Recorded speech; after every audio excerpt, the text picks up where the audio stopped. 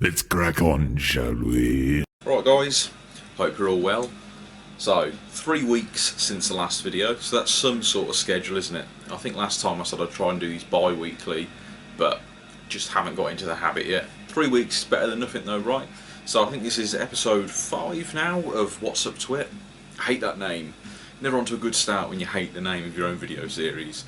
But well, show must go on and all that. Firstly, this could be a long one, because I've done quite a lot these last few weeks.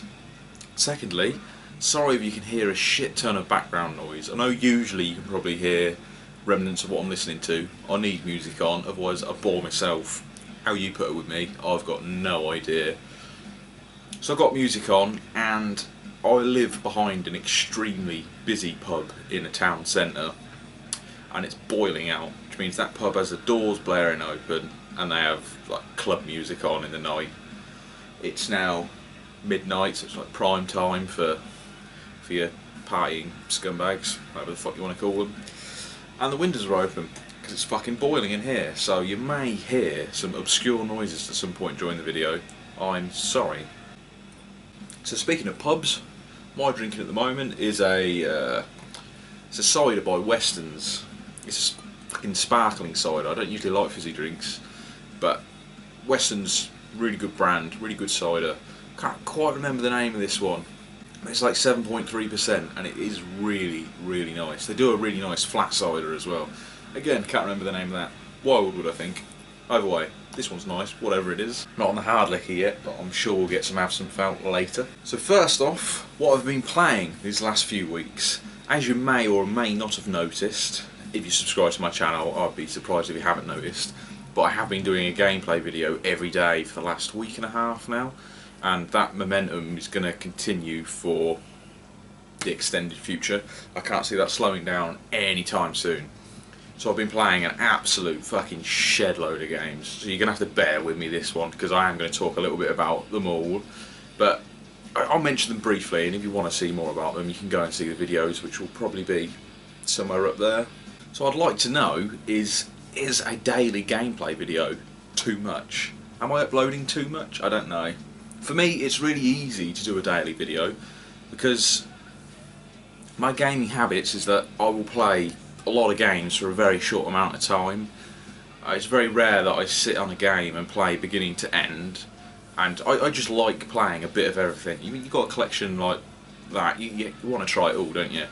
So for every couple of nights at the moment I'm playing like 3 or 4 games, and I'm recording every session, which means that's 4 videos done in a night. Really easy for me, call it lazy, but you know what, I'm really enjoying doing them. If you haven't been watching them, I have been doing a wide variety of gameplay videos. Obviously some of you are going to be aware already, but I started doing a Wii gameplay video yesterday, so that was uploaded Saturday, depending on when I upload this, because I promoted the Wii into the man cave from the lounge, so there's going to be some more Wii gameplay videos soon.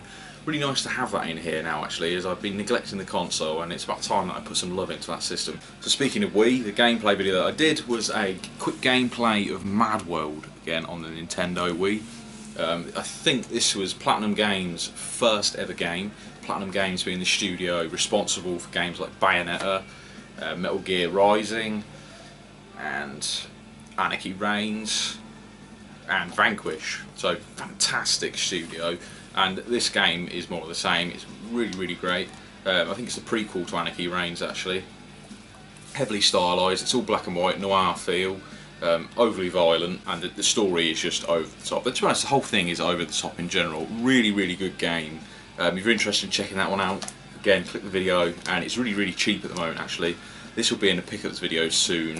I hate showing games here before showing in a pickup video, but that is just how it goes sometimes. So on top of that, I've been obviously playing more of The Witcher 3, which I picked up, well, around 3-4 weeks ago now on release.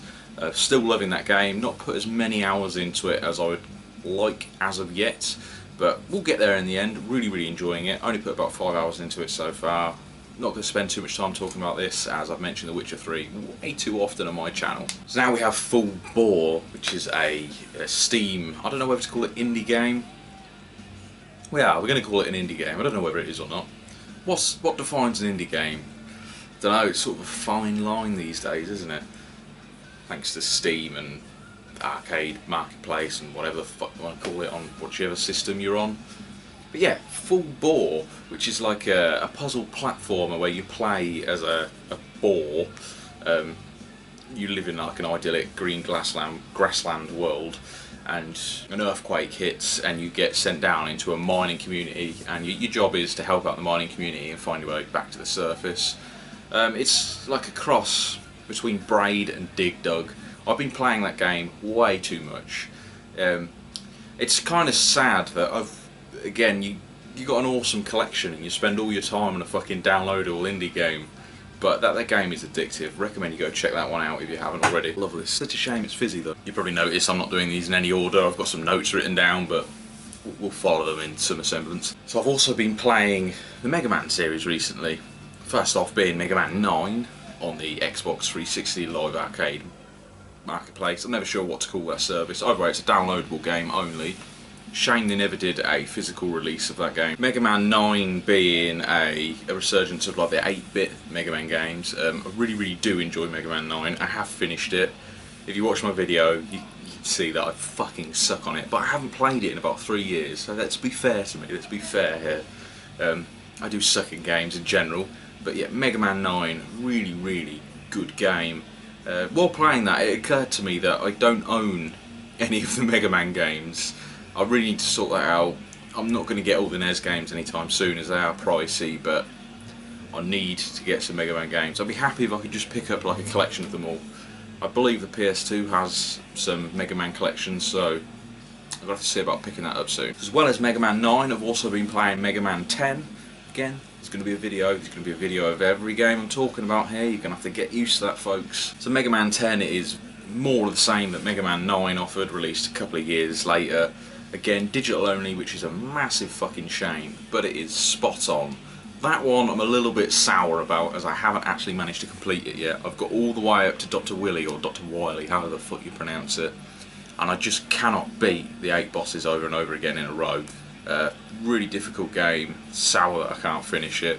I must get on that one day. But as you can see, I'm terrible at the game. And after having a 3-year break from it, going back into it into the last stage is never the smartest move.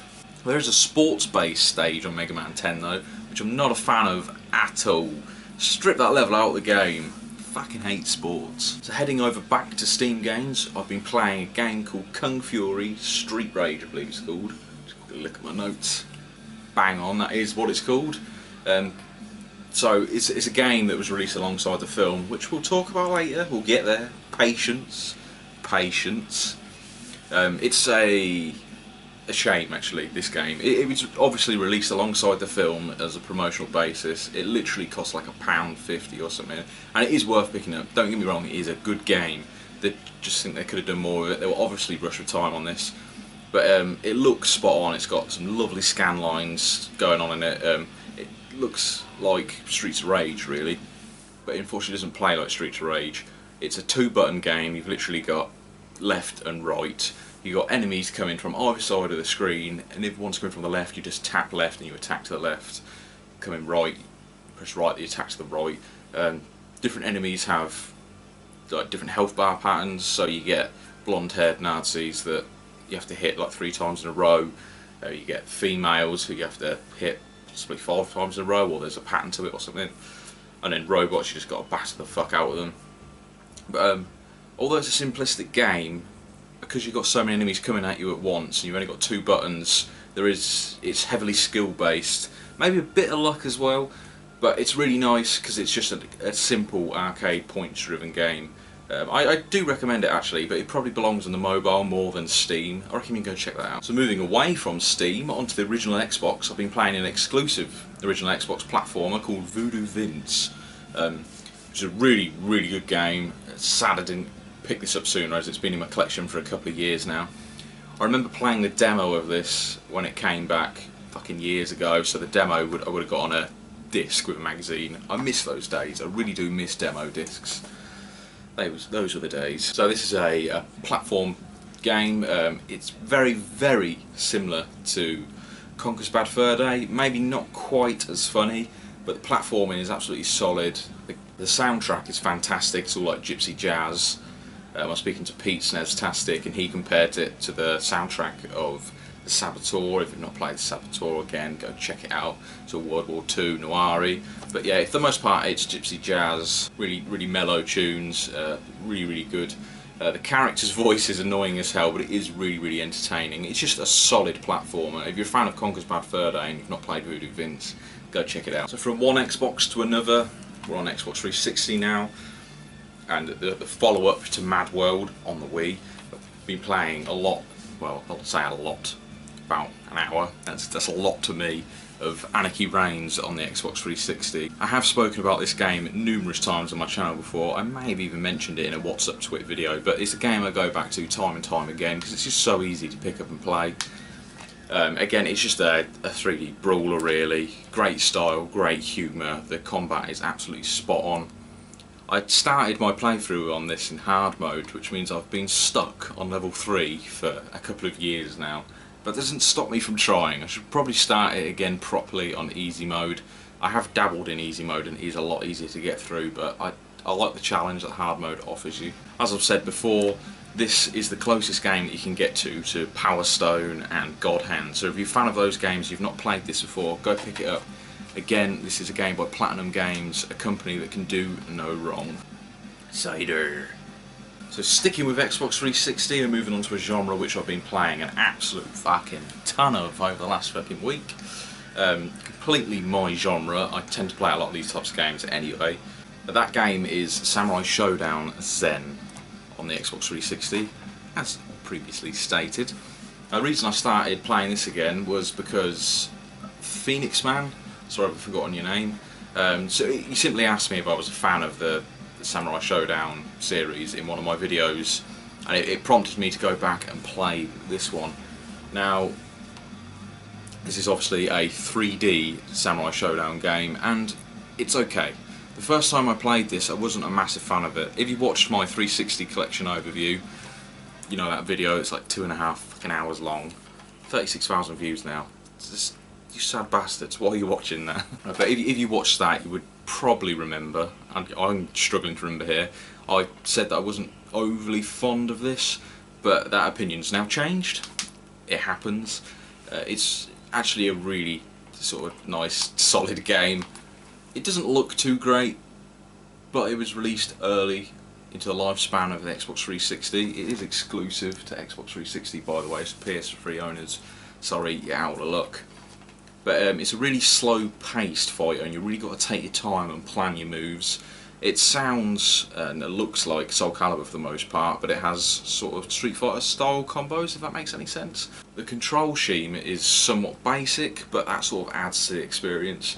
There's still one thing I really detest about this game, and that is, for the most part, all the characters fight with traditional weapons. You probably see the cast on the back somehow, or somewhere rather. For the most part, they all fight with traditional Japanese weapons, but there is one guy who fights with a shotgun, and that character just completely takes the piss. As much as I did enjoy this, I fucking sucked at it, as you can probably tell if you watched my video. And I do much prefer the 2D installments into this series, which sadly, I don't own. I must sort that out. Phoenix Man said that Samurai Showdown 2 was the best in the series. I don't know that, as I've not played it. I have played one on the SNES, which I did really enjoy, and I played one on the PS1, which was 3D, and fucking hated, if I'm honest. So I'm going to need to go and pick up Samurai Showdown 2 now. So thanks for the recommendation, Phoenixman. From one 360 3D fighter to another 3D fighter, sort of. I've been playing a bit of Ultimate Marvel vs. Capcom 3. As I said in my video, I've not spent too much time on this one. He says, I looked at my Raptor stats, apparently I've spent 72 hours on this, but compared to vanilla Marvel vs. Capcom 3, that's nothing. So I've spent a lot of time on the original Marvel vs. Capcom 3, but not this one so much. I used to play with a group of guys, and when Ultimate came out, not all of them picked it up, and the ones that did either didn't enjoy it or sold it straight away. Full be them, because this game holds its value, and I certainly won't ever be getting rid of this one. It is a fantastic game, but I didn't like the changes they made to the UI. It sort of made it oversized, and I feel like it engulfs too much of the screen now compared to Marvel vs. Capcom 3. They introduced some spot-on characters into this game though. They introduced, was it Rocket Raccoon from Guardians of the Galaxy, Nemesis from Resident Evil, Phoenix Wright from Phoenix Wright, Hawkeye, you can see on the front cover, Ghost Rider, red flappy wing guy from Ghosts and Goblins, I can't remember his name. Oh, that's going to annoy me, but either way, they really did add to the cast in this one. Arguably, they probably should have been included in the first one, but this is Capcom we're talking about. Historically, they've always pulled this sort of shite. But you know, there's only been 2 versions of it, not 6, so who are we to complain? Really, really good game. I suck at this, unfortunately, but that's what you get when you love a fighter and then don't play it for like a year or so and then go back to it. Really good game. Lastly, for 360 games that I've been playing, although not lastly for games at all by any stretch of the imagination, sticking with the fighter theme, as you will notice a lot. I've been playing a bit of Persona 4 Arena. Obviously, Persona being part of the, I always pronounce this wrong, Shin Megami Tensei. I think I got that right. Yeah, I'm not overly familiar with that series of games. So this Shin Megami Tensei Persona, which is a series of role-playing games. So I should get familiar with them because they're role-playing games and that's right up my street, but I've just not spent too much time on them. I've only ever played one, I think. I don't think I own any of them. If I do, I'm an idiot because I don't realise they're part of that series. Either way, this is a 2D fighter made by Atlas, obviously, the developers of Shin Megami Tensei. I'm going to keep saying it wrong if I am, because that's what I believe it's called now. But it's also made by, I always forget the name of these guys, Arc System Works. That's it, just Arc, we'll call them that. Which are the guys responsible for Guilty Gear and Blaze Blue. This game follows the suit of those completely and utterly. It's fantastic. The cast of characters in this are phenomenal. I don't know if they're characters from the RPG series, but I don't much care, to be honest. They're all pretty unique, all got their own fighting style. The game is really fluid, it looks fantastic. It plays a lot more like Blaze Blue than Guilty Gear, but looks the same. Really, really good fighter. If you've not played this one, go fucking check it out. Awesome game. Sad I didn't play this one sooner, actually. Boom! One fighting game which I have to spend a lot more time on, to another, but this time back to the original Xbox. I've been playing a bit of Capcom vs SNK 2 EO Millionaire Fighting 2001. Longest name in fucking history. When this came out, I didn't play too much of it. I did play it, but not too much of it, because I was more interested in playing Marvel vs Capcom 2 at the time, which I do prefer still to this one, probably because of nostalgia purposes. I did not realise how vast the roster of characters in this game was. There are fucking loads. According to the back, there's over 44 characters to pick from, and that's just phenomenal. It got a bit lazy with some of the character sprites as I played with Morrigan, and she looked like she'd been ripped straight out of Darkstalkers, and she really did not fit into the aesthetic of this game.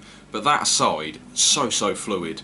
The controls on the Xbox S pad I was playing at the time are really good, other than black and white, sort of your fierce punch and your fierce kick. If you're playing on an original Xbox pad, I believe they will flow with the game a lot better because they're placed above the buttons, whereas on the S pad they're placed below. It's a bit weird to hit your fierce attacks on the bottom side of the pad, if that makes any sense to anyone. I'm sure to fans of fighting games that will make complete sense, but to anybody else it might be a bit confusing.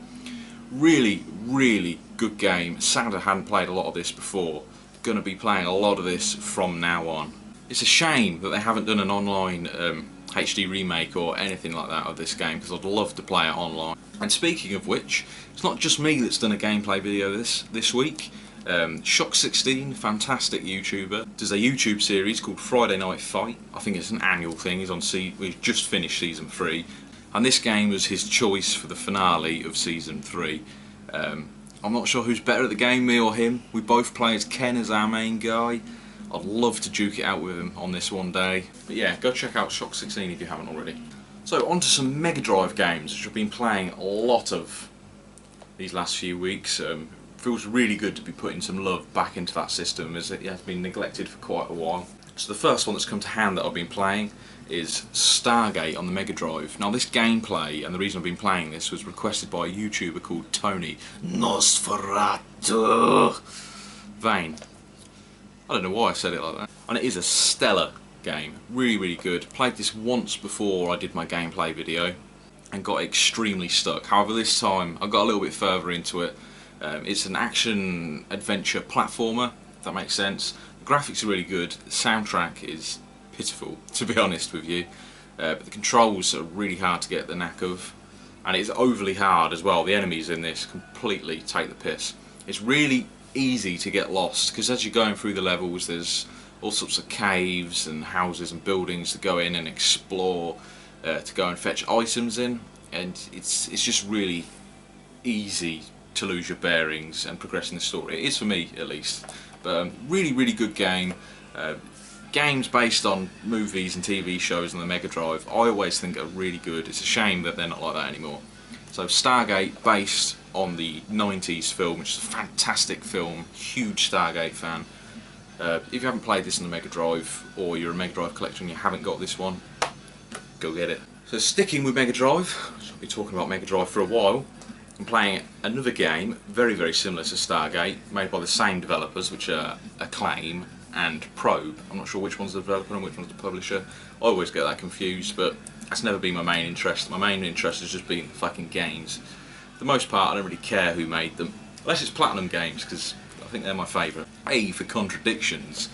But next game I've been playing is Judge Dredd on the Sega Mega Drive. I've actually got a Genesis cart for this, which is really annoying, so I'm going to have to replace my copy at some point, as sad as that sounds. Really good game. The soundtrack on this is phenomenal. Looks pretty much identical graphical style to Stargate. That's not a bad thing at all. This game controls a lot better than Stargate though. I can't actually get past stage 1 though. It's really hard. The first time I played this, I played it for about 5 seconds and couldn't get past the first 10 footsteps. I got lost and just could not figure out what to do. This time I played it, got to the end of level 1, however couldn't progress because I forgot to do something earlier in the level and I just could not figure out how to go back and sort it out. It's a real shame. I will go back to this game again at another point. Judge Dredd, I want to like it, but it's hard to like a game that's best you in level 1. Whew, fuck me, it's warm in here. So next I've been playing a really, really good platformer on Mega Drive. A really grotty game. I've never seen anybody look so proud on a front cover before. I'll show you at some point, no doubt. Just let that sink in. And that game is Boogerman, a pick and flick adventure. Sega Mega Drive. Really, really good platformer. Absolutely fucking disgusting though. Whoever thought, let's make a game based on bogies, snot and farts. Really good move though, because as a 90s kid when this came out, all you wanted to play was a game based on snot, boogers and farts. Looks absolutely fantastic, but Ben Shamuzo pointed out on my video that the backgrounds on this are really, really plain. I hadn't noticed that on my first playthrough, and since he mentioned that, I can't stop noticing it, which is a shame.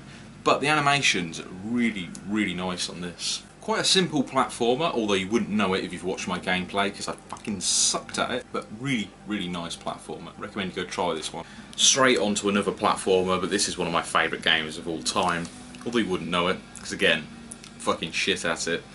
I have finished it before though. Really proud of that moment. But that game is Ghouls and Ghosts on the Mega Drive. One of the best front covers as well. I love the artwork on this. So cheesy, but it's fucking good. Now, really, really stellar game. If you've not played Ghouls and Ghosts before, what have you been doing? I feel like I don't even need to talk about this game because everybody should just know about it. If you want to pull your hair out, play this. Not a game for the faint of heart because you will break your controller in the process. It is very frustrating, but also satisfying when you do get good at it. Soundtrack on this, one of the best soundtracks ever. It is a Capcom game, so would you expect any less? Now, I've always called this game Ghosts and Goblins, which was pointed out to me. It is not Ghosts and Goblins. I thought that Ghouls and Ghosts and Ghosts and Goblins were simply name variants between regions. Turns out they're not. Either this one or Ghosts and Goblins is the sequel. I did not realise that, and now I feel like a complete and utter plum. So sad. It's weird how we have gaps in knowledge, pretend that was everybody else and not just me. And lastly, for Mega Drive, we're back to the fighter genre, and it's pretty much my favourite game of all time.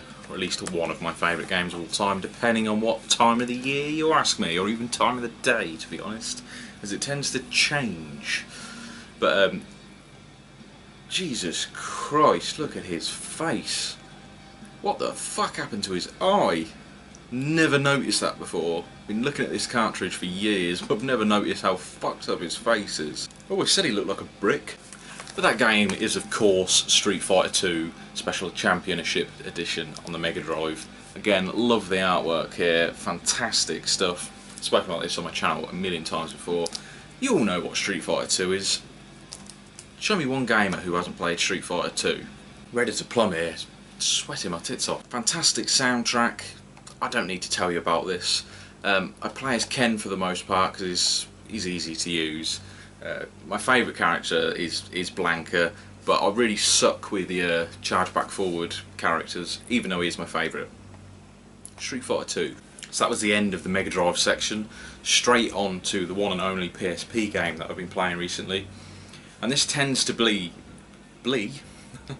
this tends to be the only PSP game that I go back to and play, because it's just absolutely fantastic, and I recommend you all go and buy this if you don't already own it.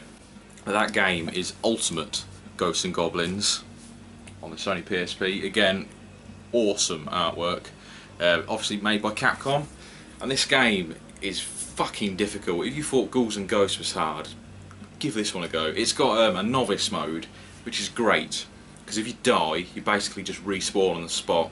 But you do have a live system, so you can only do that a certain amount of times, so it's still hard even on novice.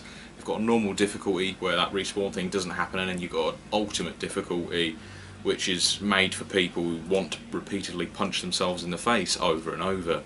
But really, really good game. It looks fantastic and it sounds fantastic as well. It's got a full symphonic soundtrack on this one, and it is just brilliant, absolutely brilliant game. From one Capcom game to another, I've been spending some time on the Sega Saturn recently, which is a fucking rarity to me. I was almost tempted to get rid of the Saturn at one point, because I'm not a fan of the console that much, at least I thought I weren't until this past week. I need to get some more games for that system because it's definitely underappreciated. I still hate the pad, but I need to get that 3D massive controller to really enjoy the system, I think. Either way, I'm babbling. Been playing a bit of X-Men Children of the Atom. Really, really good Capcom arcade fighter. Looks fantastic. The sprites in this are spot on. Looks just like, well, Marvel vs Capcom really. There is a Street Fighter character in this. I believe you can unlock Akuma at some point. I can't remember what the requirements to unlock him are, as I haven't done it in fucking years. And I forgot how difficult this game was. It definitely stays true to its arcade counterpart, because I struggled to get through arcade mode on easy. As pitiful as that sounds, but yeah, really, really good fighter. Shame about the boxes for these Saturn games. They're just so... they dog ear easily. Who thought, let's make a cardboard fucking box? And finally, for Saturn and the games I've been playing recently, in general, I've been playing Street Fighter Alpha Warrior's Dreams. It's just such a cheesy, corny title. It's fucking shit box art on this one as well. But really underappreciated game in my eyes.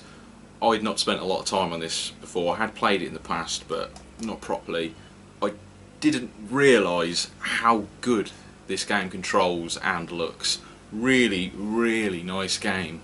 I'm going to have to pick up Street Fighter Alpha 2 and 3 now. I do have the Alpha Anthology on a PS2, but with those collections, I'm contradicting myself a bit here, as about 5 minutes ago I did say that I want to pick up the Mega Man one, but those collections I don't tend to enjoy as much, because I just like playing games on their original intended platform. So Street Fighter Alpha Warrior's Dreams, really, really good game. I can't believe I haven't spent more time on this. That's got to change. So that's it for games I've been playing recently. Appreciate there was a lot to get through there, so thanks for sticking with me, all those who have. The quantity of games that I'm playing is going to continue to go through the roof, because I'm really enjoying making gameplay videos at the moment. I cannot see a time in the future where my output of gaming videos is going to slow down now, because they're so easy to make, and it gives me a brilliant excuse to experience all my games. So my intention at the moment is to do a gameplay video every day on every game that I own. So I mean, we've got potential for 1,000 videos there, put simply. So we could be going for 3.5 years before I repeat a game. It's just, it sounds crazy, but if I stick with it, that is going to happen. So if you've got any requests for gameplay videos, feel free to drop me a line, because I'm going to play them all eventually. You tell me what to play and I'll upload it. As I said before, do you think the video output is too much? Because if it's pissing people off that I'm flooding their feed, I will perhaps change it to 2 or 3 a week rather than every day. But we'll see how it goes. At the moment it seems like people are enjoying it as much as I'm making it, so that's good. I feel like I'm getting some good feedback on these ones. I was put off recording retro games for a while now. Now this might bore a few of you because it's going to get, well, it's not technical really, but a lot of people don't care how videos are made, they just want to watch the video. But I was put off recording retro games for ages because I hate the black borders on the side of 4.3 videos. But I just did a really simple solution to that, and I've started doing coloured borders. I really do think they add a lot to the video as well. What do you think? It's a really simple idea, but I've put a lot of effort and thought into making that work. Let me know what you think. Before I go on to stuff I've been listening to and stuff I've been watching and the Q&A bit, just a few bits of random shit to talk about really, as this is a bit of a vloggy series of videos really, isn't it? So let's chuck what we can in. I recently did a 60Hz mod to my Mega Drive.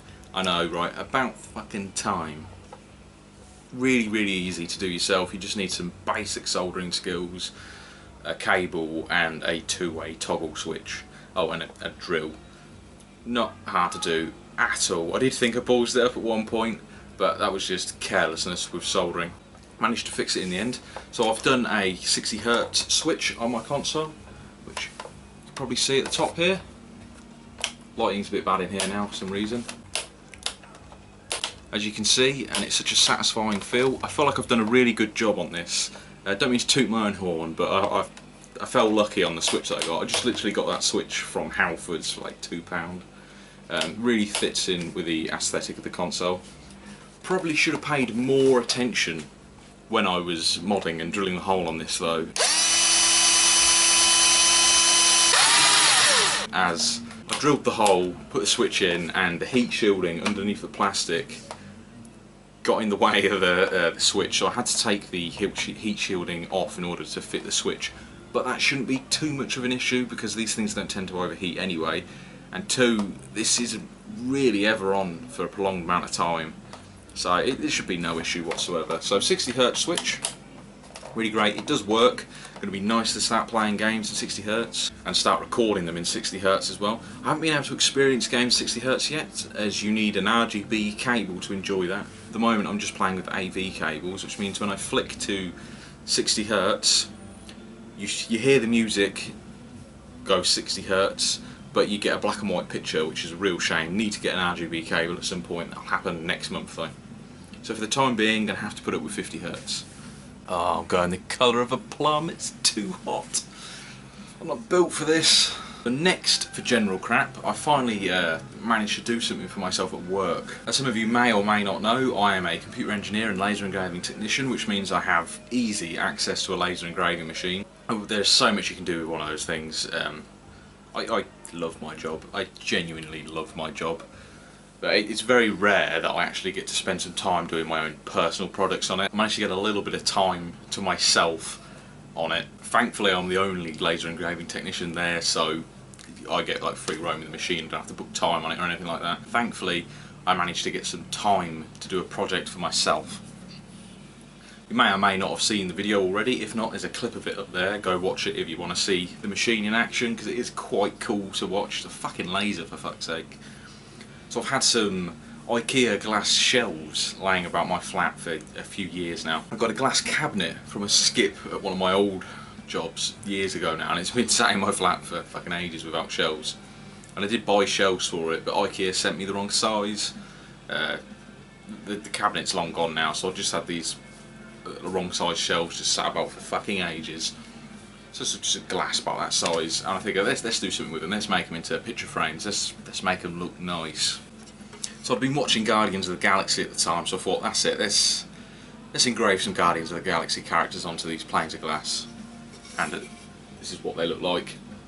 Not sure how well this is coming out on camera, but there's Groot, looks fantastic. Really thick glass as well, look great. So there's Groot, Star-Lord himself. Again, not sure if you can see this. It's really hard to show you a see-through thing on camera, but there's Star-Lord. Finally, Rocket Raccoon, which is probably the best looking one, definitely the most detailed. I really hope you can see this okay on camera. But they look great. All I need to do is get some backing board for them, some frame clips and some coloured card. I'm going to get burgundy coloured card to go with the whole Star-Lord uniform thing. But they're going to look fantastic, which I went up on the walls. So for the time being, they can just sit on a shelf somewhere. I'll get some frames and whatnot and fix them up good and proper in the next month. I'll show you them properly once they're up on the walls. I've got faith they're going to look brilliant though. And finally, for random crap, I caved and made myself a Facebook group. Not going to talk about it too long. Fucking hate Facebook. But it's great for networking really. So if you want to keep up to date with me, or you don't want to miss a video, want to see what I'm up to, just generally talk to me, and you haven't got access here, or maybe you haven't got a YouTube account, feel free to hit me up on Facebook. Link's probably up there. It's going to be in the description from now on anyway. So yeah, hit me up on that. Book a crap. It's a sad state of affairs. That's enough of all that bollocks. We're going to jump straight into what I've been listening to next, which is a lot, but first I must go and replenish my drink. I think we're going to hit the absinthe.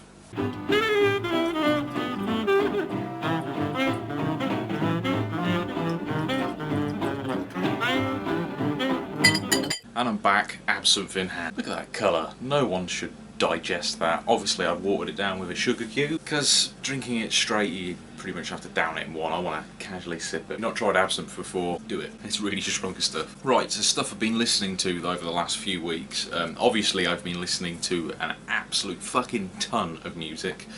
Usually I just have random playlists playing on the background, but as I said in the last video, I recently picked up a record player rather, and I did my first vinyl pickups video of the last week or so ago. I can't remember how long ago it was now.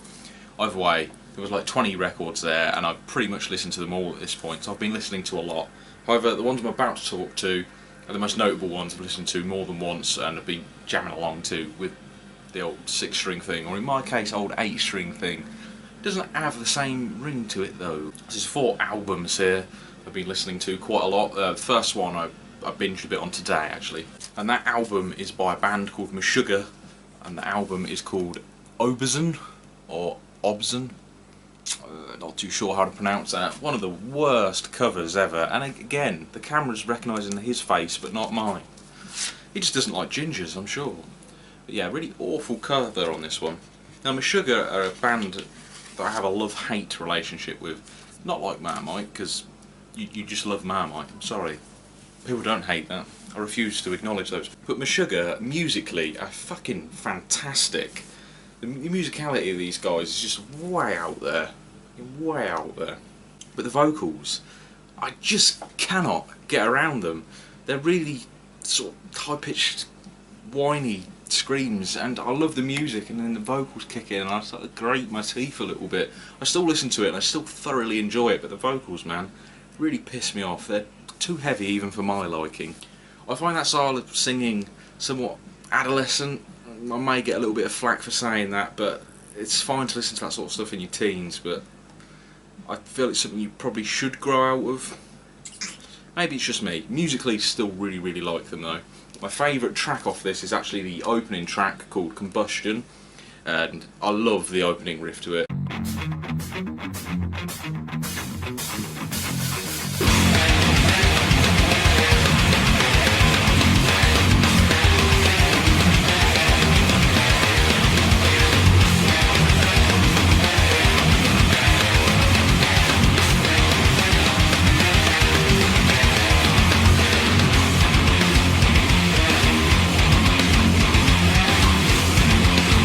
Really fun to play that one.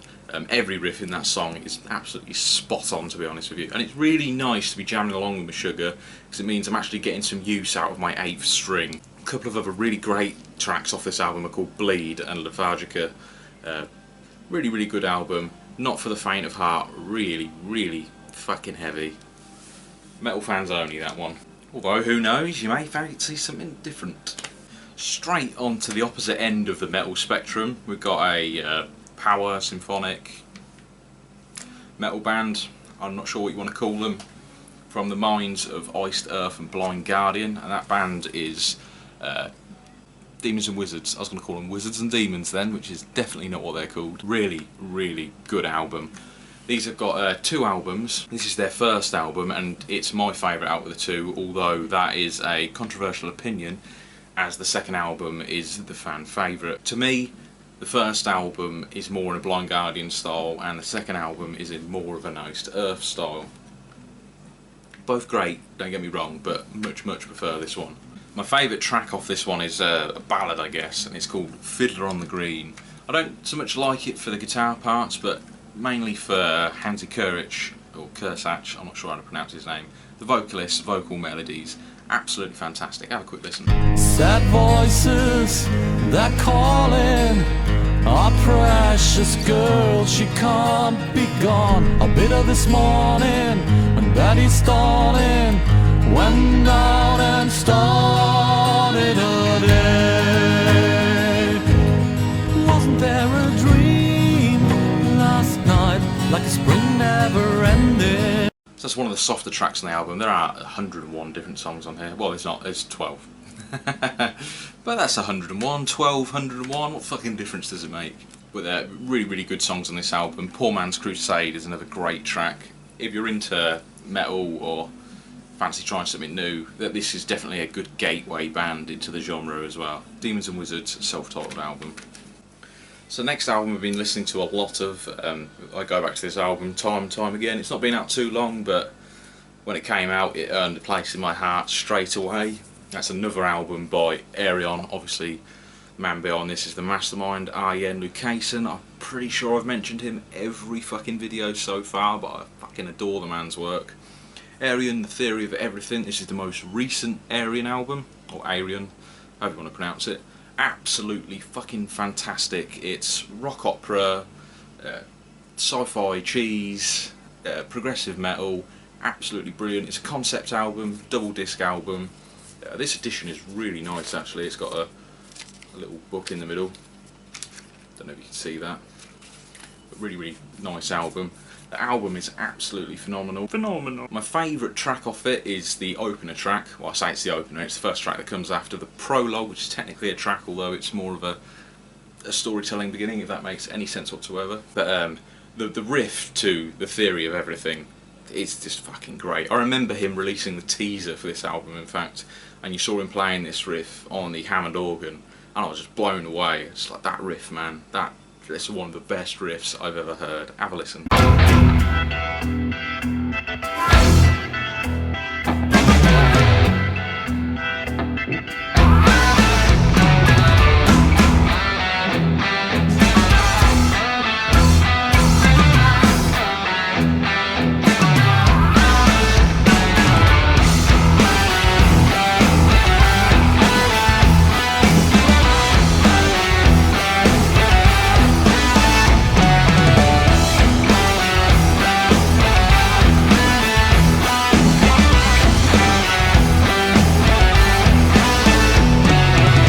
Absolutely fantastic. I love the way it just builds up off the flute melody. Fucking brilliant. A lot of great instrumentalists and guest musicians on this album as well. You've got Rick Wakeman making an appearance, Keith Emerson, Jordan Rudess, Steve Hackett. These are not small names by any means. Fucking all incredibly well-known people. So if you're a fan of those guys' work, definitely check this out. If you're a fan of progressive rock metal, or fancy trying something new, open your mind and give this a listen, because it is bloody phenomenal. Finally, for stuff I've been listening to, another one of my favourite artists of all time is Devin Townsend, and I've been listening to his album called Terry. You would have seen this in my vinyl pickups video. Absolutely fantastic album. Been listening to this for many years. I didn't actually own it, so it's about time I picked it up, and vinyl is definitely the way to own this. For those of you who haven't seen the vinyl video, or just want to see it again, check out the colour of the vinyl. Lime green, absolutely stunning, love it, absolutely love it. But this is an absolute brilliant album. My favourite track off this is called Earth Day. So many great riffs in that track, but the opening riff to that track is brilliant.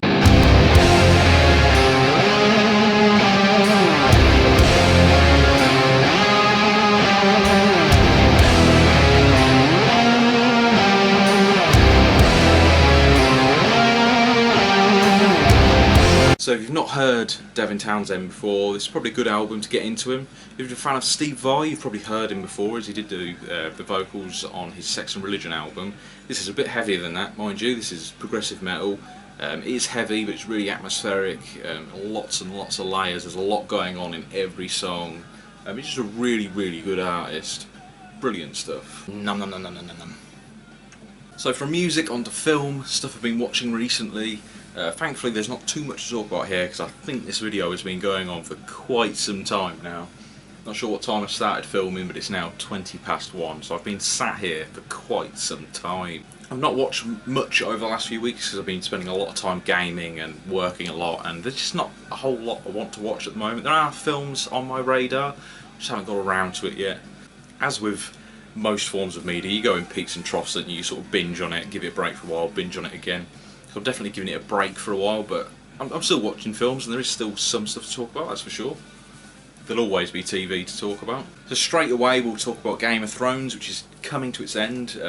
We'll have episode 10, last of season 5, airing tomorrow, which I will be staying up to 2 AM to watch it alongside the US airing, as I do every week. Been a really pants season, I must say. For book fans, it's been heartbreaking, because they've just gone completely away from the books and gone off on their own. It's such a massive shame, especially considering with season 1 and 2 they pretty much followed the books spot on. Okay, season 2 they deteriorated from it in one way or another, but they kept the grounding and feel to what the books were offering, and season 5 they've just gone well out there. That being said, the last scene in episode 8, fuck me, that was good. Again, I don't want to spoil too much, so I'm just going to say that was good. And season 9, there is a really distressing scene that I personally found quite hard to watch. Really upsetting actually, and I hope they do it in the next book. If George R.R. Martin doesn't write that into the next book, I'm going to be pissed off with the TV series, because they would have put it in there for shock factor alone, which will be disappointing. I hope that isn't what they've done. I hope he has actually written that. But really, really distressing. So mini film that I've watched recently. I'm sure virtually everyone on here would have watched it as well, because you've got no excuse not to. It's literally half an hour long and it's Kung Fury. A film funded on Kickstarter. And it feels like we've been waiting for quite some time for it to come out. But it is finally out and it's free on YouTube. I think it's free on Steam of all places as well. So you've got no excuse not to watch this. As I said, it's half an hour long.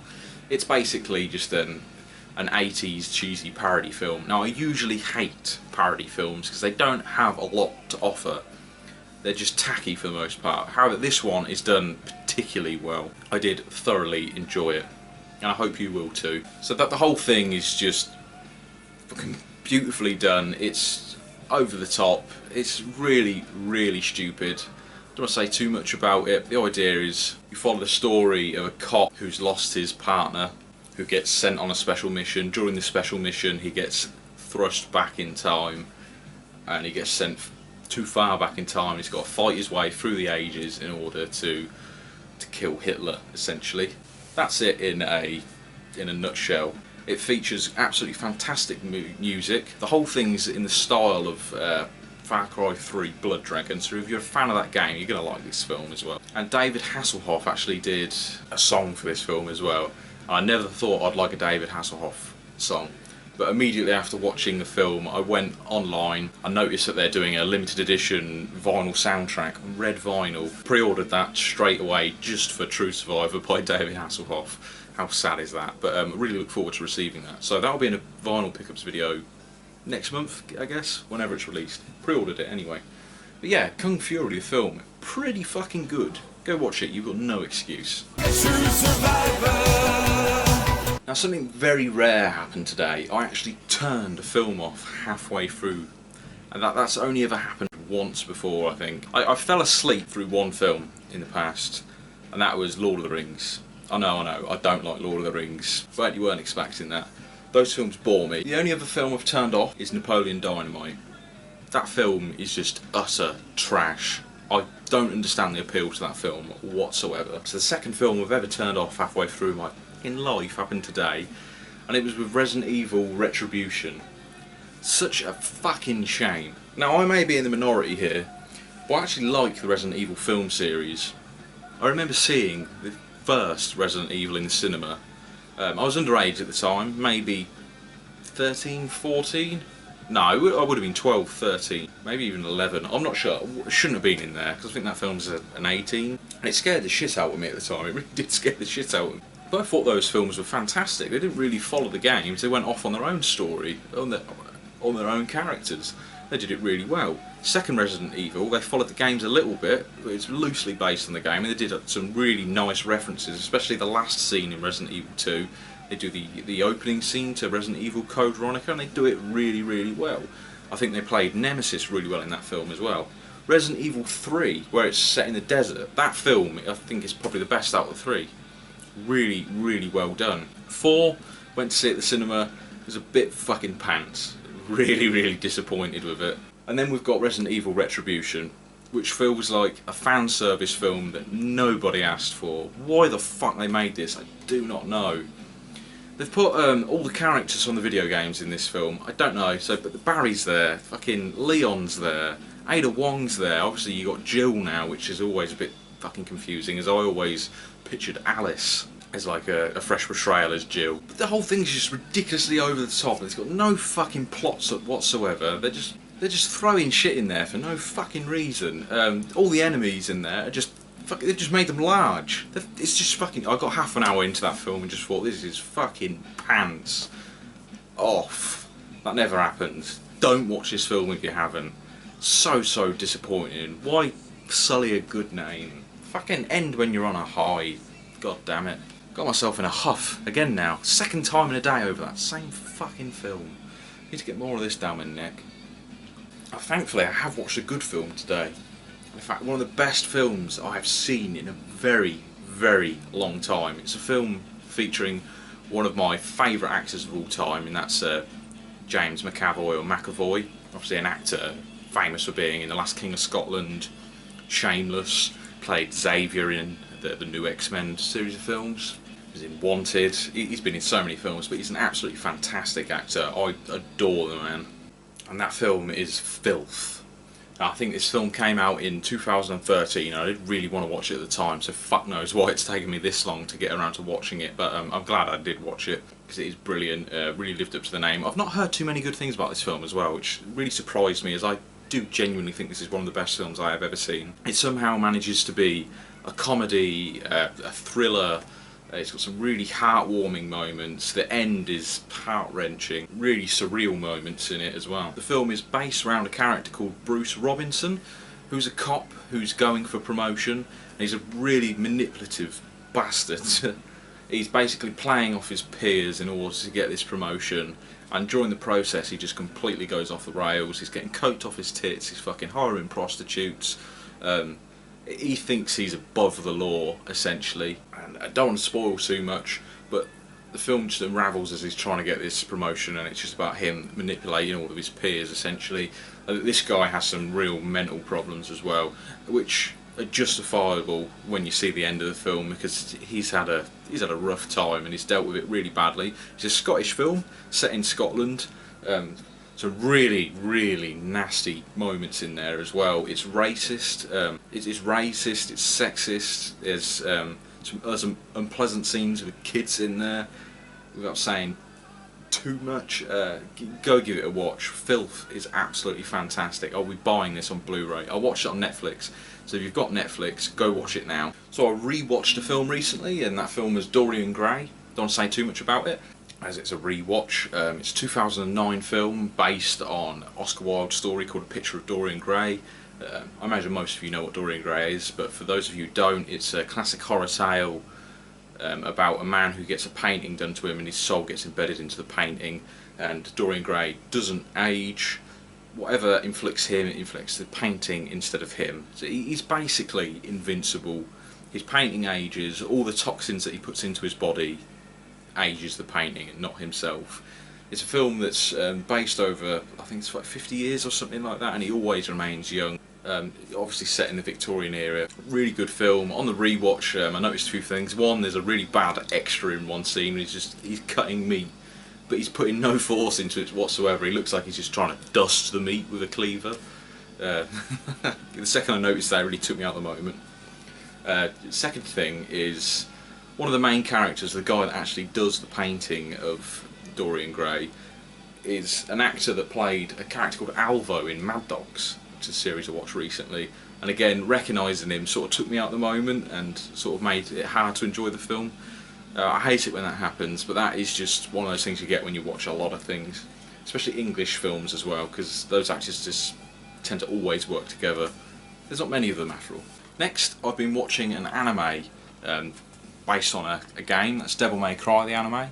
I don't watch a lot of anime, but I only got this a while back, that being said, because it's based on a game, so I'll give it a watch. And it's okay. You've probably seen it running in the background, as I was sick of having that TV blank out on me all the time during these videos. But it's okay, nothing special. Anime really isn't my kind of thing. This isn't based on the storylines in the game. I think this is set in between the first game and the second game. There's no Virgil in it, obviously, as I think Virgil features in the third game, which is a prequel, is it? Oh, I've struggled to keep up. But the anime's okay. Worth a watch if you're into that sort of thing, or you just like Devil May Cry. And finally, for stuff that I've been watching recently, I finally fucking got around to finishing Doctor Who Season 7. Yes, I'm a Doctor Who fan. Now, I started watching Doctor Who last year, I think. I've not seen all the original Doctor Who's, so seasons 1 to fucking God knows how many of them. I'm not familiar with them. I watched the odd episode as a kid, but there wasn't a Doctor throughout my generation, so there was no way for me to sort of enjoy it on TV growing up. So I started out with Chris Eccleston and worked my way up to, obviously, Matt Smith. I've not watched Capaldi yet. Obviously, I've only finished season 7. So Netflix had seasons 1 to 7.5 for the longest time. Really, really frustrating. So I watched seasons 1 to 7.5 a while ago, and I've been sat waiting for them to put the rest of season 7 up for a really long time. Instead, I got bored of waiting and went and bought season 7 on Blu-ray, and that sort of sat on my shelf for a bit as I was in the middle of watching something else at the time. And when I did get around to watching it, Netflix had finally put up the rest of season 7, so I just completely wasted my money on that Blu-ray box set. Real shame. So the second half of season 7 I thought was pretty poor, to be honest, compared to the storylines that were offered throughout the entire of Matt Smith's story with his companions Rory and Amy. His companion this time around, the Impossible Girl, doesn't really do it for me. I've got to be honest, I'd say she's the weakest companion the Doctor's ever had, to my eyes at least. So I finished watching season 7 and I immediately went and bought the 50th anniversary episode called The Name of the Doctor, which is like a 70-minute long episode which features Matt Smith, Tennant and a new Doctor called the War Doctor, which is the Doctor which sort of bridges the original series and the new series. Really good episode, although I was expecting a lot more than what it gave, but happy to watch it. I still haven't seen Matt Smith's final moment though, so please do not spoil anything for me.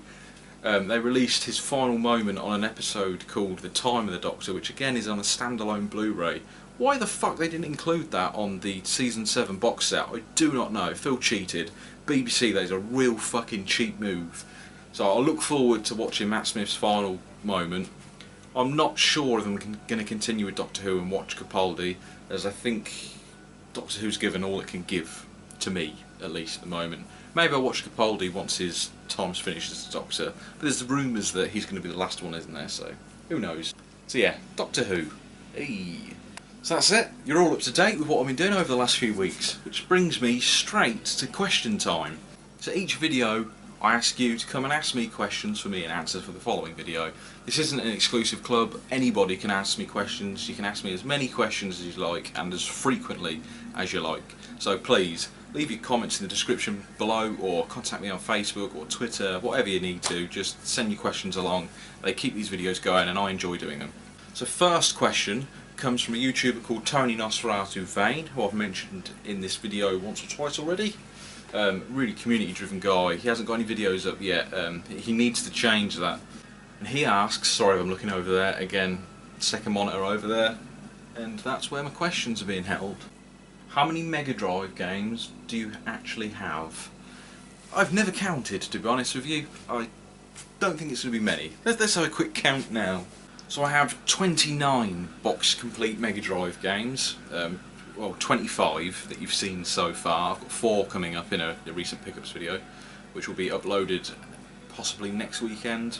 We'll see. Not sure on my upload schedule at the moment. It depends how much time I'm going to get to record it. What with all the gameplay videos at the moment, but that'll be soon anyway. So 29 boxed and complete, and I've got a few loose carts. Really not many games at all. I need to change that. I'm betting yourself probably has more Mega Drive games than I do.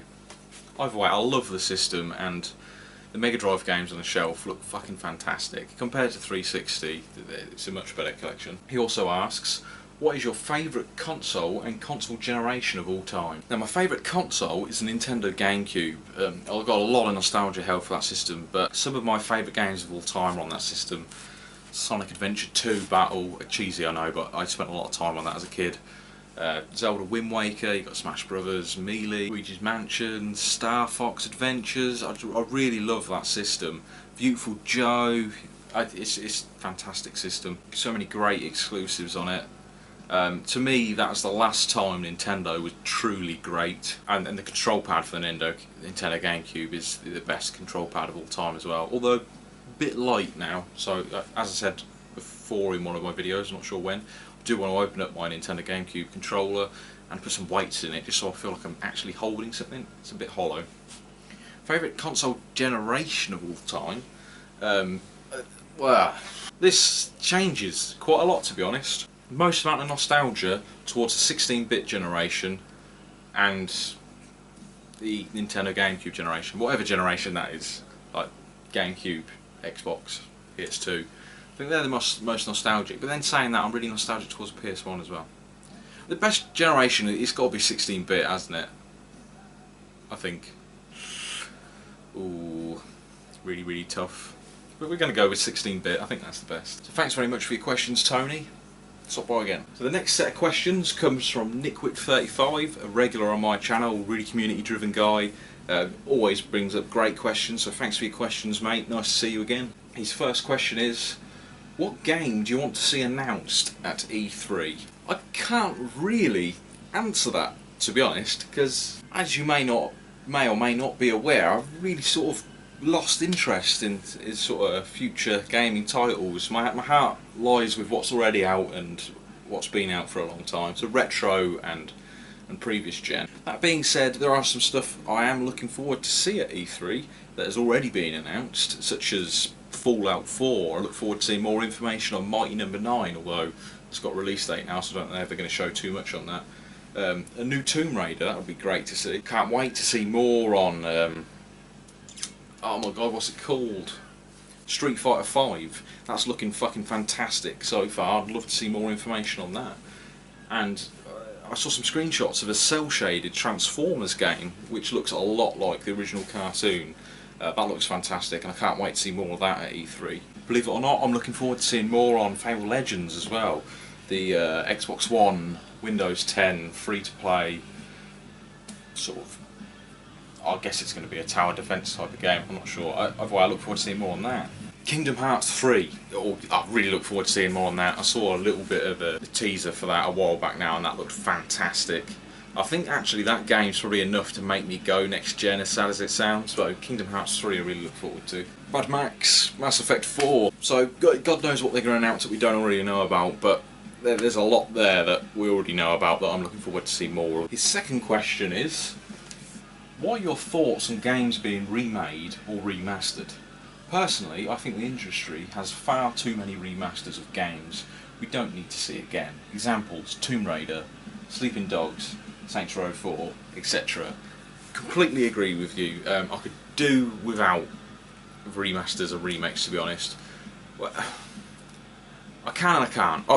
I like remasters and remakes when they're of classic games, so when they can completely do a graphics overhaul. So, example, what they did to DuckTales. They made that game look and feel fantastic, although it's a shame they didn't do a physical release. Remasters of games that came out last generation is just fucking ridiculous, and I think its developers taking the piss out of the consumer as well. The next current gen gaming is not that much of a graphical update over last gen in my eyes currently. It just takes the piss re-releasing them so soon. We need to see HD remakes and re-releases of games like Capcom vs SNK 2, Final Fantasy 7, like any game from sort of the PS1, N64, Saturn generation. They're okay to remake at that point, as they look a little bit dated now, and I think developers could probably do a lot more with the series and make the game what it was supposed to be, what they originally intended it to be. So yeah, I agree with you on the most part. They're taking the piss out of us these days. I don't fucking like it one bit. However, classic remakes and remasters, that's all good. So thanks for your questions, mate. So next set of questions comes from Killage, I mentioned before, is my cousin. Just still a bit weird you watching this. It's always a bit weird when your family watches your videos. He asks, what are your top 5 gaming moments of all time? They don't have to be in any order. That is an absolute fantastic question, and to be honest, I'm not going to answer that here. I know, disappointed, but I will be answering that in a coming up series of videos. I'm going to start doing top 5 and top 10s on my channel. I know it's quite a popular thing to do top 5, top 10, 11, 13 on YouTube. I haven't done any as of yet, and I don't want to make them fucking news stories or do a rundown on the story. I want to make them about moments and things that are true to me, rather than just your generic bullshit that you see on most of these big channels. So I'm not going to answer that here, but that will be answered soon. In fact, that will be the first video in the series of videos that I'm going to start doing. So look out for that one. His second question is, you said you don't like competitiveness, but could you imagine a world where no one is competitive? Really think about that one. I can imagine a world where there's no competitiveness and it's just a world of fucking decay. I get that we've got to have we're human. We've got to have a competitive nature. Business just wouldn't run. The economy would be fucked if it weren't for competitiveness. But when I say I don't like competitive attitudes, it's sort of the dickish behaviour that comes alongside it, particularly in sports, when you get people disliking each other or just damn right doing nasty things to each other just for the sake of a fucking football team. That's what really pisses me off, and we need less of that as well. So thanks for your questions, mate. Look forward to that upcoming video. Right, so next question comes from a YouTuber called Moistful. His name makes me laugh every time. Another regular to my channel, always stops by, always says hello, much appreciated. Thank you very much for your question. And they ask, knowing you're a big fan of Gears of War series, I was wondering what your thoughts were on the remaster that has leaked. Now, I was completely unaware of this until I'd read your comment, so I did have to go and look it up. And very much in the same vein as the question that Nitwick35 asked earlier, I feel it's a game which doesn't need to be remade yet. It's not been out that long, and to my eyes at least, the first Gears of War game looks fantastic. It looks fucking phenomenal. And it still plays really well as well. That game does not need to be re-released yet. Give it 10, 20 years, maybe I'll allow it. Now, they're just taking the piss. So thanks for your question, mate. I'm scared. It looks like I'm being invaded by Mr. K. Hewitt. Now, if you watch Pete SNES-tastic's Ask SNES series of videos, you know what's coming up, because his questions are always a little bit scary there. And I see he's rehashed one of his questions for me. So, Mr. K. Hewitt asks, you're decorating. The pot of paint is teetering above Pingu, Stevie Wonder, or Paul Gascoigne. Who do you push it towards? Now, upon reading that, I actually had to go and look up who Paul Gascoigne is. I've heard Pete talk about him loads, but I genuinely had no idea what he is. And he's some prick of a footballer, from what I can understand. So my answer's going to be fucking Paul Gascoigne. Fucking hate football. And footballers, for the most part, are fucking scum. Need less of them in the world. Fucking, they need more than a bucket of paint on their fucking heads. Couldn't do it to Stevie Wonder. He's done no wrong. He doesn't need a bucket of paint on the head. If you were to tip it on Pingu, you'd get lots of antics. It'd be hilarious to watch, but I couldn't do it. Just, everyone loves Pingu. We can't do that to him. So yeah, we'll tip it and fucking smack the can around his head a few times to Mr. Paul Gascoigne. Fucking cuntish footballer. Do less of that.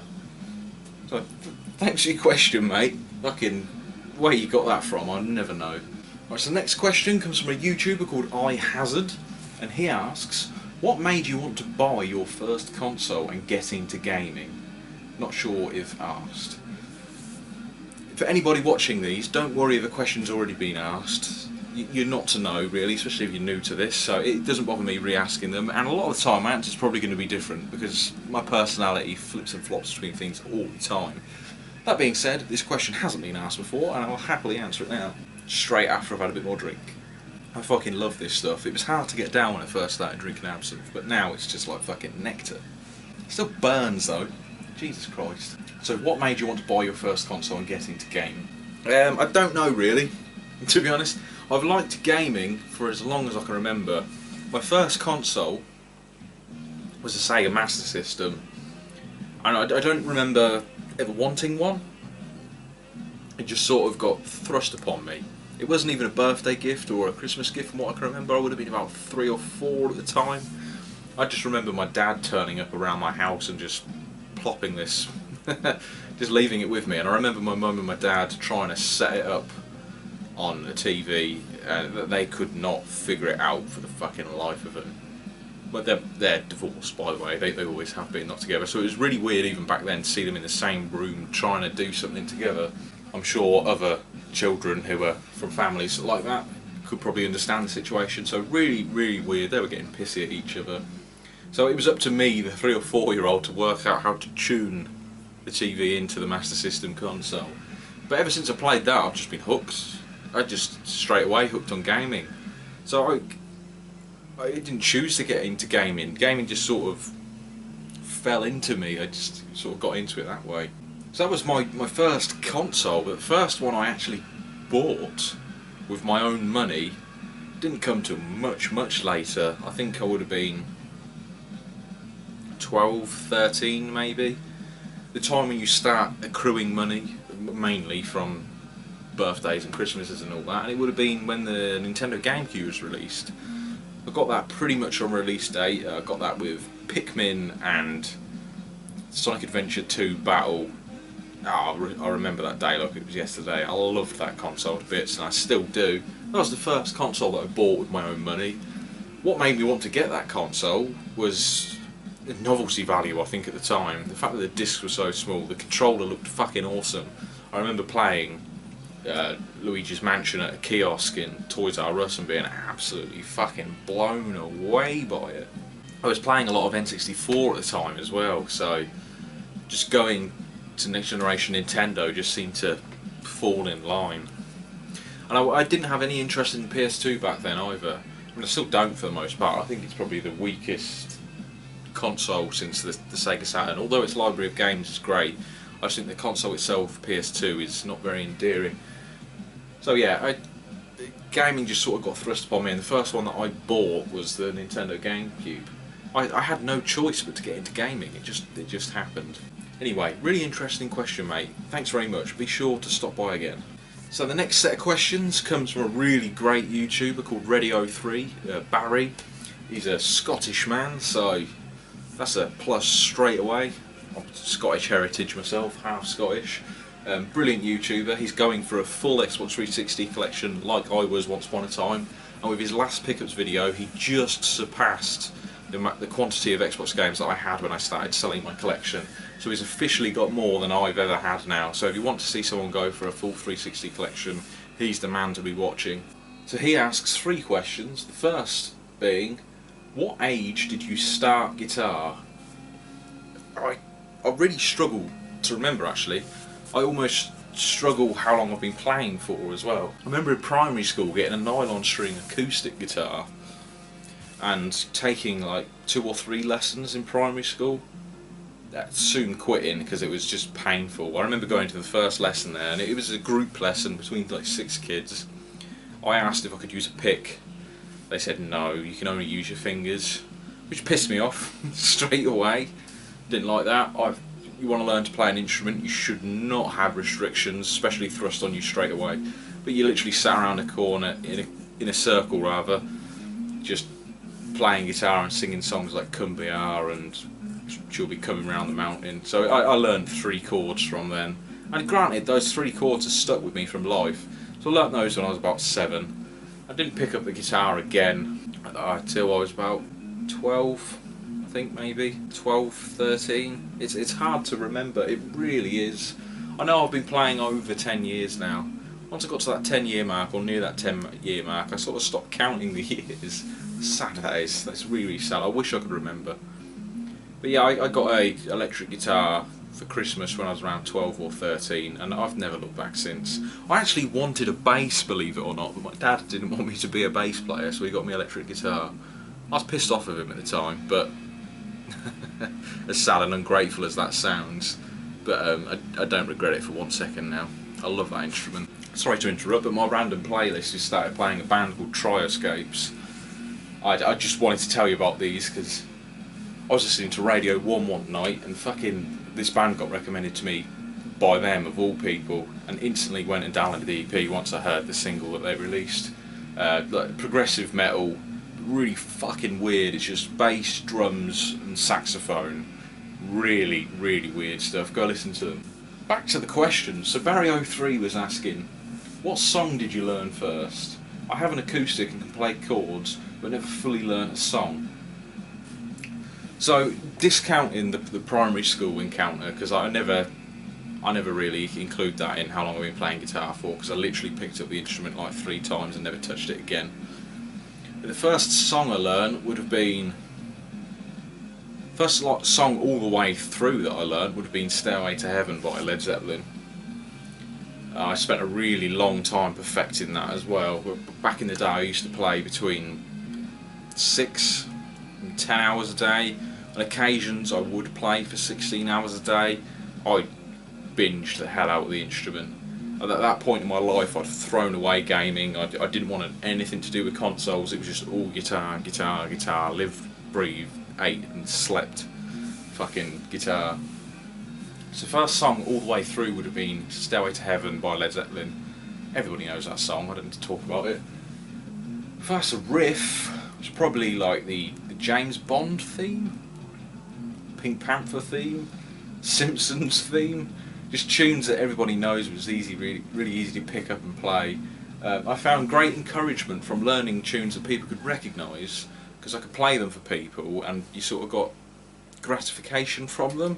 You sort of got a thirst to play and learn by the response you were receiving. But I think before I learned Stairway to Heaven, I think Sweet Child of Mine intro riff was something that I learned quite early on. Obviously Smoke on the Water. I think I learned Sweet Child of Mine before that though. I used to buy Total Guitar, a magazine, a lot back in the day, and I just used to rinse every single song and riff that was in there, so it's quite hard to remember. But first song all the way through, definitely Stairway to Heaven. As far as your comment of you have an acoustic and play chords but never fully learnt the song, you need to change that immediately. Stop playing the chords, in all honesty. I think they're an awful starting point for learning guitar. They are unproductive. I mean, they're great for finger strength and they help you understand the instrument a little bit, but you don't need to learn that when you're just starting the instrument. You just need something to give you a thirst to keep on learning. So much like I did, try and learn television themes or game theme songs. Learn how to read tablature. It is really, really simple. Just Google search how to read guitar tablature. There's a few applications out there and you can get tabs for free. Best free application that I can think of is an application called PowerTab, and it plays tablature files back to you like a MIDI file, so you can play along with them. You can slow down, speed up the song, really easy to play along with. Great way of learning. If you want to put some money into some better software, get a piece of software called Guitar Pro. I think they're on the 5th instalment now, or 6th even. But yeah, there's loads and loads of simple ways to pick up a guitar and learn how to play. The best thing you can do is learn tablature, stop playing those chords and start learning songs. There's no reason not to. You've only got yourself to blame. Just stop procrastinating, pick up the guitar and just learn something. Give it an hour or two in an evening and you'll be playing a song. I promise you. And his third question is, I keep hearing about GAO, which I'm guessing is Gears of War, getting an Xbox One version. What do you think? Good/bad? One of my favourite games from the last generation, so I would buy it. It's exactly the same question as what exactly the same question as what Moistful asked earlier, really, and it's the same response again, the response that I give to Nitwick35. It's too early for a remake of that. That game still looks fantastic, it plays fantastic, I think I've said this 3 times now. It doesn't need a remake at all. And in fact, if they give the Xbox One fucking backwards compatibility, you wouldn't need a remake. I do wonder if that was their thinking behind not giving backwards compatibility to the console. Really, really bad move, Microsoft. Don't need that remake yet. Anyway, thanks very much for the questions, Barry, Radio03. Appreciate it. Be sure to stop by again. Next set of questions comes from a good friend of mine, Pete Snestastic. Alright Pete, fantastic YouTuber. You all know who he is. If you don't, fucking go look him up, please, for fuck's sake. He produces great content and does a Q&A series. He's been doing it long before me. But his series is called Ask Snez. He's been doing it every Friday for a year now, so there's like 54 episodes. They tend to be about between an hour and 2 hours long each, and they're great. Really, really good series of videos. He also does pickups and gameplays, and the pickups that he does are top quality, much, much better quality than my pickups. Go check him out. Really nice guy as well. One of the nicest guys in the community, hands down. I've got a lot to thank him for actually, because if it weren't for him, I don't think I'd have the subscriber base that I do today. So thanks Pete for that. Anyway, on to his questions. Question 1. Is organised religion the downfall of humanity? You fucking love thrusting this deep shit on me, don't you? There's only one answer for that, and fucking damn straight it is. Religion is to blame for fucking everything. Fucking all wars are started due to fucking religion. Anything bad that's ever happened ever is usually down to fucking religion. And it's just fucking ridiculous. It's just... my imaginary friend is better than yours. It's so sad and pathetic and dated. These religions, I thoroughly believe, were put there to teach us morals and good standing way back when we didn't have a proper education. However, time has moved on since then. We live in a sophisticated society now. We have laws. We should know to be good to one another. We don't need some fucking imaginary man in the sky to tell us that. Fucking, we're all gonna die. Most people believe in religion because of fear of death. I'm sorry, it's sad. We're not gonna go anywhere. We're just gonna rot in the fucking ground. And there's nothing wrong with that. It's a long life, you need to rest at some point. So I'm not religious at all. I don't even identify myself as atheist, although I am fucking atheist, because it's just becoming another organised religion. The second you give something a word, it becomes an organised group, and it's just sad. I just dislike religion in general. It needs to be forgotten about. It's holding fucking the human race back big time. Do away with that straight away. Moving on, the second question is, what are you looking forward to, if anything, at E3 in June? Again, answered this question already this video. There's a lot there that I'm looking forward to. One that you're looking forward to, that I definitely share the opinion of, is the new Tomb Raider. Really can't wait to see more on that, because the reboot of Tomb Raider was a fantastic game. I've still not finished it yet, but I need to go back and properly play that through. They can only do great things with the sequel to that. The problem with E3 this year is it seems to me at least, that it's mainly remakes. It seems to be the general theme of this Q&A. It's just remakes, and it's hard to be excited for something you've seen before. It'd be really nice actually if they announced, I should have answered this earlier as well, it'd be really nice if they announced The Last Guardian coming out. That would be really, really nice. Right, so his third question is, what genre of music do you enjoy that we, the audience, would never guess? It's a sort of difficult question to answer actually, because I'm not we, the audience, so I don't know what people think when they look at me. I know the general reaction is that I'm a massive metalhead, and that all I listen to is metal, and people think I just like death metal, which is completely not the case at all. The metal that I do like tends to have really clean singing, is really tasteful stuff. I tend to like prog for the most part. Not proc, I don't even know what the fuck that is. I like some country, classical music I'm a big fan of. Movie soundtracks I really, really enjoy, but that sort of falls into the classical music category, to be honest. I like some pop music. Gotta be honest, I do like some pop music. I bought the Gotye album when that came out. I think it was his third album. It's the one with somebody that I used to know on it. I really enjoyed that song. I know a lot of people got sick of that with all the radio airplay it was getting, but I do really like that song. I don't like the woman that sings on it. I think her name's Kimbra or something like that. Don't like her, but Gotye is a vocalist. He's really talented. His high notes are very similar to Ozzy Osbourne's highs, actually, which a lot of people don't collate together, but it just is. They sound similar to me, at least. A song I'm a fan of at the moment, again, is a really popular pop song, is that Hosier, Take Me to Church. Really great song. I just love that. Just those two notes before the chorus hits, that take me to church. Great song. So yeah, I like some pop music. So yeah, I like some pop music. I like a bit of anything really. I'm not really too restricted to genre. If it sounds good, I'll buy it. It's as simple as that. I couldn't give a shit about stereotypes. However, my music taste isn't as varied as yours. For those of you who don't watch Pete or know SNEStastic, he's got the most eclectic taste in music in the world. You've never seen anything like it. I do like a bit of everything. Not rap though. I can't get into rap or heavy techno music or anything like that. Anything where there's not real instruments in it, I struggle to get into. So his fourth question is, if you could remove one genre of music from existence, which one would you choose?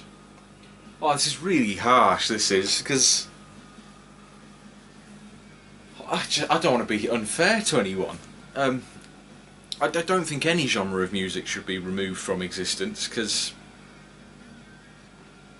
somebody likes it out there. They're making it, for God's sake. So someone obviously has a passion for everything somewhere along the line. To me, I can't get on with dubstep, drum and bass or rap at all. Not for me. It's just untalented bollocks. I don't see the point in it. It has its place, and that's in clubs. I get that. Well, maybe not rap, but heavy techno music, drum and bass, fucking dubstep and all that sort of shite. Sorry, I'm calling it shite. If you do like it, whatever, it's fine. I respect your opinion, but to me, I don't like it. That's fair enough. I really am trying to be as fair as possible here, but I have had a bit to drink, so I'm not thinking about what I'm saying. But it's stuff like that has its place in clubs where you can just get into the moment, get into the feel. But I don't see how people can listen to that on a casual basis. I don't think that type of music was designed to listen to in your living room. Yeah, those genres have gone too far. I wouldn't say remove them from existence though, because somebody likes them out there somewhere. But to me, they're the ones I'm not so keen on. Anyway, thanks very much for the questions, Pete. Much appreciated. Right, so the last set of questions comes from a fantastic YouTuber, BlueTonic78. I've mentioned him on my channel numerous times. So those of you who haven't seen him, go give him a watch. He's got a wide variety of videos on his channel. He does like his own personal diary videos where he reads his diary back from when he was a kid, or teenager rather. He does football related videos, he does pickups, he does vinyl videos, a bit of gameplay, a bit of everything. He's a Brit living in America, so he does something that's a little bit different to your regular pickup videos. Yeah, really good YouTuber. So he's got two questions, detailed questions by the looks of it. His first question is, a long time ago you were going for a full 360 set, and then that came to a halt. Yeah, it did. However, I've noticed that you've started picking them up again fairly regularly in comparison to recent months. That's mainly because I stopped pickups videos full stop for quite a long time. Is the full set back on the agenda? No. I'd hazard a guess it isn't, and you kind of hinted that in the last video, but can you ever envisage a time where you'll give it another crack, or does it not appeal whatsoever? Yeah, I've just lost all interest in the whole full set collecting thing. That was a blip in history for me. It was a stupid idea. At the time I really enjoyed doing it, obviously, and it gave me something to work towards, but ultimately I didn't like it, I didn't enjoy it. They just became plastic on a shelf, and if anything it really got me into a bad place with gaming and my mentality as a person. Owning that much shit for the sake of it is not good for the soul, ultimately, as corny as that sounds. I don't think a full set at that scale is good for anybody. Kudos to those who are going for it and sticking with it. You're a bigger man than I am, but yeah, just too many other commitments as well. It's just that didn't put me in a good place in my life. That whole stage. Really stupid move on my part. I've still got a lot of 360 games, but that's because I really like the system, to be honest. There's a lot of good games on that console. The reason I'm picking up a load recently is because I went months and months, maybe even a year, without picking up a single game. So there was a lot for me to catch up on. I've picked up what I wanted, and my pickups rate is slowing down again. That may disappoint a few of you, but that's just the way it is. I'm not going to pick up games for the sake of doing a video. So yeah, definitely no full collection. His second question is, most gamers prefer physical media, but it's pretty much inevitable that the day of the digital only content will eventually arrive, and probably in the not too distant future. Would you be willing to give it a go, or would the lack of physical product put you off? The lack of physical product definitely does put me off, but I've very much embraced the digital only world. With Steam, really. My Steam library is over 595 games now, close to 600 games. It's unavoidable. I fucking hate digital content.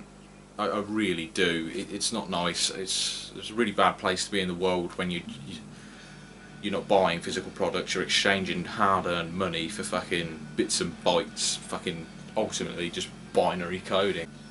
Real sad state of affairs to be in, that is, but it's like you say, it's unavoidable. You can either stop gaming or embrace it. So it depends what you want to do. Do you want to carry on picking up the new release, or are you happy with what you got? At the moment, I'm done with next gen, but that's only for a few years. The second those consoles drop in price, I'm definitely going to get them.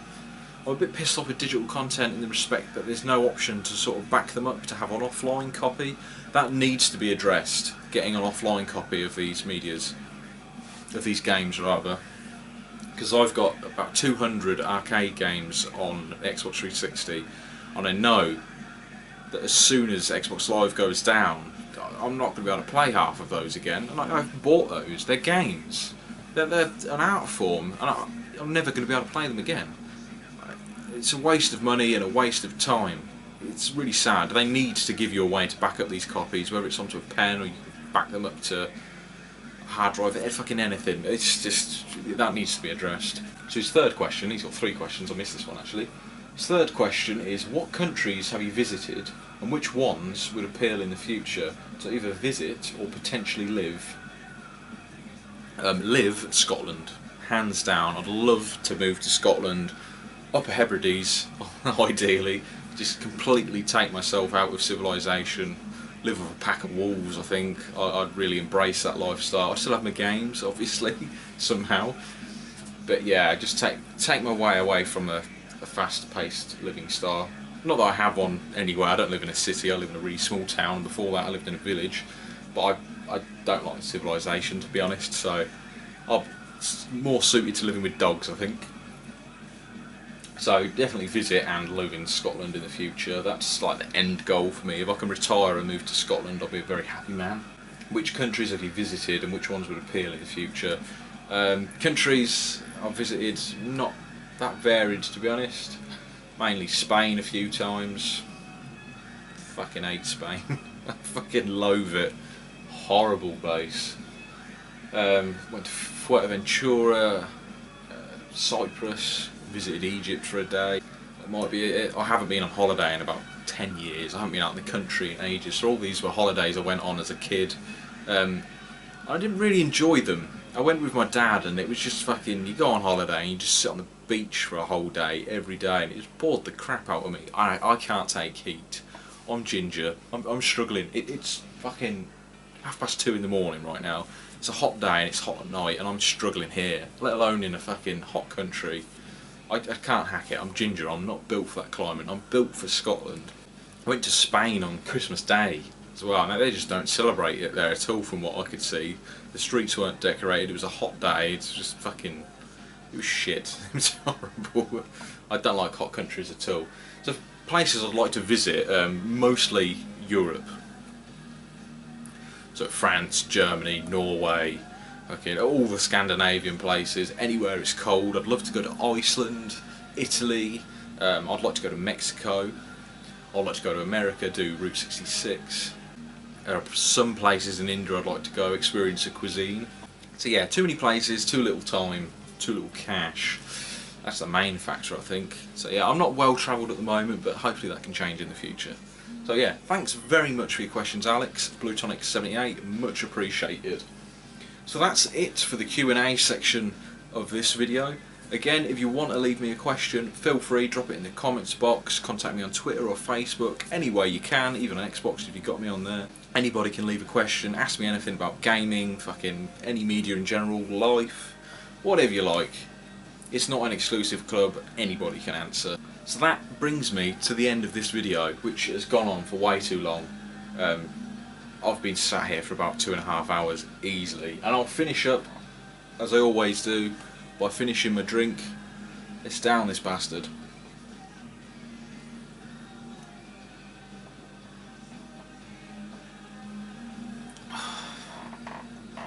And get it halfway down my face in the process. Now I've got a sticky beard. Ugh. Well, that's me pissed for the rest of the evening. Down in absinthe, never a good idea. So thank you very much everyone for watching, thank you very much all for your questions, and thank you very much for sticking with me. Let me know how you feel about the daily gaming videos. I don't want to piss anybody off, I will cater to how you feel I should do these. As I said at the beginning of the video, way back when, hours ago, I want to do a video of every game in my collection, so we've got like 3.5 solid years of new gameplay videos. That's something to look forward to, isn't it? I'm going to stop babbling now, because I need another drink, and I'm hot and bothered, and I need to edit this fucker, and that doesn't appeal to me at all. I can see that taking a few hours. So here we go, fucking beginning of a long night for me. Cheers guys, enjoy.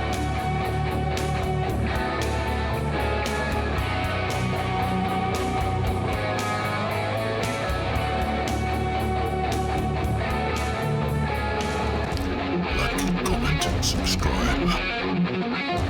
All that bollocks. You need a footstool for every room you see.